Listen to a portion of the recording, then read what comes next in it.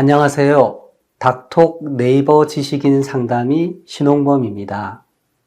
이 수면무호흡증, 그 중에서 폐쇄성 수면무호흡증이라고 이제 공식 명칭은 그렇게 되어 있는데요. 사실 이제 가장 흔한 게 폐쇄성 수면무호흡증입니다.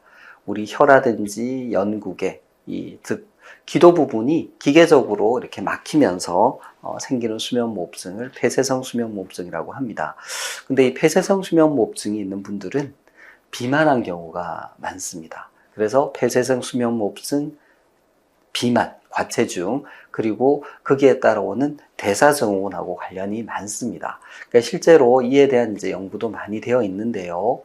우선 이제 폐쇄성 수면무호흡증은요, 기계적으로 기도가 막히고 그 상태가 이제 10초 이상 지속될 때 수면무호흡이 한 번 있다고 얘기합니다. 이것이 1시간에 5번 있으면 이제 수면무호흡증으로 진단이 되는 거죠. 폐쇄성 수면무호흡증이 고혈압, 뇌졸중, 다양한 이제 심장, 혈관 계통의 질환으로 이어질 수 있다라는 연구는 많이 되어 있습니다. 근데 앞서 말씀드렸듯이 우리 기도가 좁아지는 원인 중에 하나가 비만이에요. 우리 몸에 비만이라는 게 이제 우리 몸에 지방이 늘어나는 거고요. 이 기도 주변의 조직, 혀에도 이제 지방 세포가 많이 쌓이게 됩니다. 그래서 이 기도라는 게 이런 공간인데요. 이 부분에 지방이 쌓이면 안으로 밀고 들어오는 형국이 되죠. 그러면 결국은 기도가 좁아지게 되고 자다가 호흡을 못하게 되는 일들이 생깁니다. 그래서 비만과 수면무호흡증은 밀접한 관련이 있습니다. 근데 대사증후군은 우리 복부 비만, 그러니까 중심부 비만하고 관련이 있고요.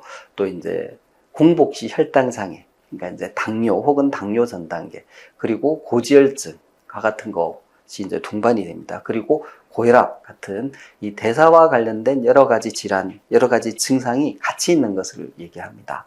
연구를 해보니까 폐쇄성 수면무호흡증 환자에서 대사증후군 유병률이 53.3%입니다. 단순히 코만 고는 사람에서 한 18.2%예요. 그러니까 수면무호흡증 있는 분들은 거의 반 정도가 대사증후군이 이미 와 있다는 거죠. 그러니까 수면무호흡증을 방치할 경우에 비만으로 인한 심장질환, 고지혈증으로 인한 또 뇌혈관 질환, 이런 이제 그의 위험이 상당히 이제 높아진다라고 얘기할 수 있습니다.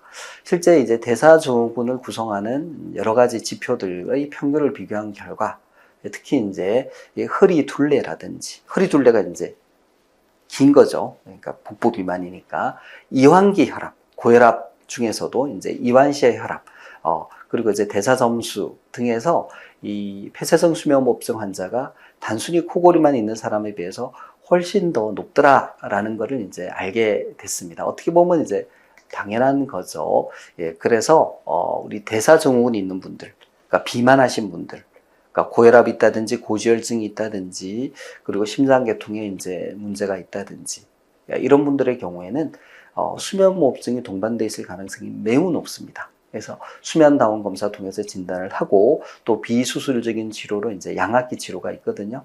근데 이 수면무호흡증에 대한 그 검사, 즉 수면검사와 양압기 치료 모두 건강보험이 돼서 큰 경제적 부담 없이 진료를 받고 또 검사를 받고 치료를 받을 수 있습니다. 또 다른 연구에 따르면 이런 비만 환자, 수면무호흡증이 심한 환자, 대사증후군이 있는 환자에서 양압기 치료를 하는 경우에 혈압도 정상화되고 대사증후군의 여러 가지 증상이 정상화되는 것이 확인되었다라는 내용이 있습니다. 그래서 주변에 좀 비만하시고 또 코골이 수면무호흡증이 있는 분들은 꼭 수면검사 받아보시고 또 수면무호흡증이 있으면 적절한 진료, 치료 받아보시기 바랍니다. 이상입니다.